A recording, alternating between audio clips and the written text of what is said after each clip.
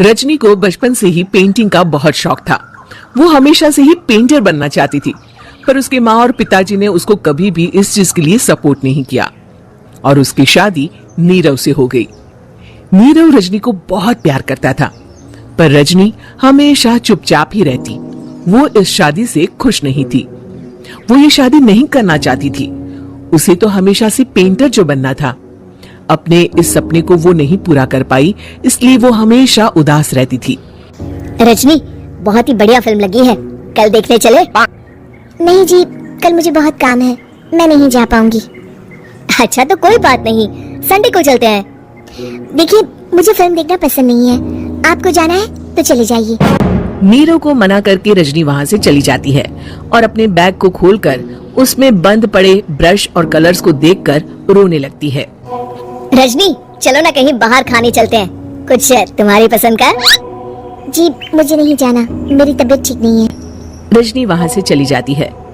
नीरव को समझ नहीं आता कि रजनी उससे इतना दूर क्यों रहती है। वो जब भी उसके साथ वक्त बिताना चाहता है, रजनी कोई ना कोई बहाना बना देती है। एक दिन घर पर कोई नहीं था। रजनी घर का सारा काम जल्दी से खत्म कर लेती है। घर पर अकेले होने के कारण वो सोचती है कि वो आज पेंटिंग करेगी। वो अपने कमरे में जाकर पेंट ब्रशेस और कलर्स निकालकर जैसे ही कलर मिक्स कर रही होती है कि दरवाजे पर बेल बज जाती है। अब कौन आ गया इस वक्त? इतनी मुश्किल से तो मुझे पेंट करने का मौका मिला है। रजनी दरवाजा खोलती है तो उसकी सास अपनी सहेलियों के साथ खड़ी होती है और सब घर के अंदर आ जाते हैं। अरे बहू, सबको शरबत बनाकर पिला दे, बाहर तो बड़ी गर्मी है। जी। रजनी पेंट ना कर पाने से उदास हो जाती है। उसे गुस्सा भी आ रहा होता है कि उसने इस शादी के लिए हाँ क्यों कह दी।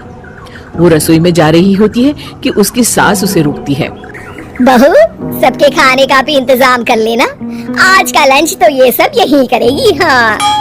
रजनी बिना कुछ कहे रसोई में चली जाती है, सबके लिए खाना बनाती है। सब खाना खाते हैं और रजनी घड़ी देखती है कि ये सब कब जाएंगे ताकि वो अपनी पेंटिंग कर सके। जब शाम होती है तब सब चले जाते हैं अपने घर। अरे बहू, सब तेरे खाने की तो बहुत तारीफ कर रहे थे, सबको बहुत अच्छा लगा खाना। आपको मुझे सुबह बताना चाहिए था ना कि आपकी सहेली आ रही है। पता भी है कितना वक्त लगा सारा खाना बनाने में। अरे बहू, तू ऐसे कैसे बात कर रही है मुझसे? तो और कैसे बात करूं? मैं इस घर की कोई नौकरानी नहीं हूँ कि इतना काम करूंगी। रजनी अपने कमरे में जाकर दरवाजा बंद कर लेती है। शाम को जब नीरव आता है तो उसकी माँ उसे पूरी घटना के बारे में बताती है। क्या रजनी ने आपसे इस तरह बात की माँ? हाँ, और पता नहीं उसे क्या हो गया है, शाम से बाहर भी नहीं आई है। मैंने तो कई बार आवाज दी, खाना भी नहीं खाया उसने। तू ही बात करके देख ले बेटा। नीरव अपने कमरे का दरवाजा खटखटाता है। रजनी, दरवाजा खोलो, मैं हूँ। रजनी दरवाजा खोलती है और फिर वापस जाकर अपने बिस्तर पर लेट जाती है। रजनी, माँ से बात करने का ये क्या तरीका है? मैंने कोई गलत बात नहीं की है। अरे तुम क्यों ऐसे बर्ताव कर रही हो सबके साथ? क्या तुम इस शादी से खुश नहीं हो? रजनी कुछ नहीं बोलती। अरे बताओ मुझे रजनी, क्या ये शादी तुम्हारी मर्जी के खिलाफ हुई है? हाँ, मैं ये शादी कभी नहीं करना चाहती थी। तुमसे क्या, मैं किसी से भी शादी नहीं करना चाहती थी। रजनी रोने लगती है। चुप हो जाओ रजनी, बताओ मुझे, तुम क्यों नहीं करना चाहती थी शादी?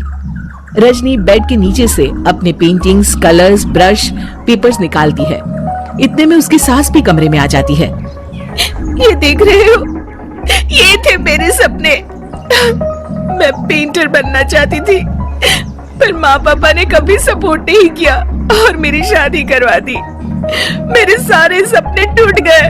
हर वक्त बस गुस्सा आता रहता है मुझे। मैं जानती हूँ कि आप लोगों की इसमें कोई गलती नहीं है, पर मैं क्या करूँ, मुझे समझ में नहीं आता।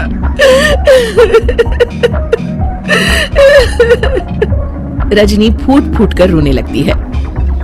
मुझे माफ कर दीजिए, आप दोनों के साथ मैं बहुत बुरा बर्ताव कर रही हूँ। अरे रजनी बेटा, चुप हो जाओ। ये लो पानी पियो और शांत हो जाओ। रजनी पानी पीती है और उसकी सास पेंटिंग्स देख रही होती है। अरे नीरव, हमें तो पता ही नहीं था कि हमारी बहू कलाकार है। अरे कितनी अच्छी पेंटिंग्स बनाई है, देखो तो। ये वाली तो मैं अपने कमरे में ले जाऊंगी। आपको ये पेंटिंग्स अच्छी लगी? अच्छी नहीं, बहुत अच्छी लगी। और तुमने हमें बताया क्यों नहीं? तुम जब चाहे पेंटिंग कर सकती हो रजनी। हम तुम्हारे सपनों को पूरा करने में तुम्हारा पूरा साथ देंगे।